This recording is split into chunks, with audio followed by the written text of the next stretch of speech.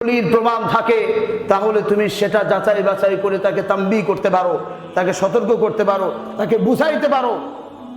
তুমি অযথা সন্দেহপ্রবণ হয়ে আমার বউ ফোনের মধ্যে ব্যস্ত কেন? মানুষ তো ফোনে কথা বলতেই পারে, নিশ্চয়ই কোনো ছেলের সাথে কথা বলে। আমার স্বামী ফোনের মধ্যে ব্যস্ত কেন? এই সন্দেহ নামক বাতিকটা আছে কি নাই? হ্যাঁ, আপনি আগে দলিল প্রমাণ হাজির করে তারপর আপনি বিষয়টা বোঝেন। আপনি কেন অযথা ধারণা করবেন মানুষের প্রতি? ইসলাম এটাকে নিষেধ করেছে, আল্লাহ তাআলা নিষেধ করেছে। শুধু তাই না, বলতে দেখো ওয়ালা তাজাসসু, কোনো মানুষের দোষ জানার চেষ্টা করো না।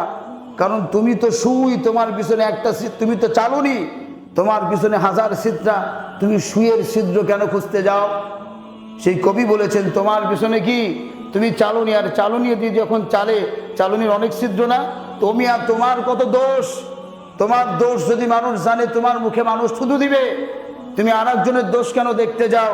আল্লাহ রাসূল সাল্লাল্লাহু আলাইহি ওয়াসাল্লাম বলেন লিয়াহজুদুকা আনিন নাস, খবরদার মানুষের দোষ খুঁজতে যাইবি না, আগে নিজের চরকায় তেল দাও, আগে নিজেকে ভালো করো।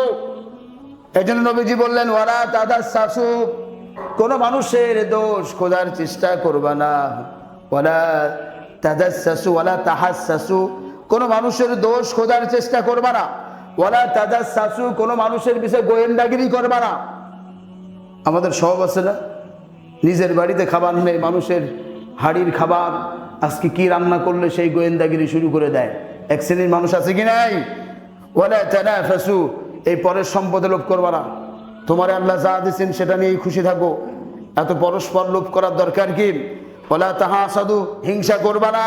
ওয়ালা তাবাগাদু, পরস্পর শত্রুতা করবা না। ওয়ালা তাদাবারু, একে অপরের পিছনে লেগে থাকবা না। এটা তোমার জন্য কল্যাণ বয়ে আনবে না। আল্লাহ বোঝার তৌফিক দিয়ে বলেন আমিন। যাদের সুন্নত বাকি আছে পড়েন।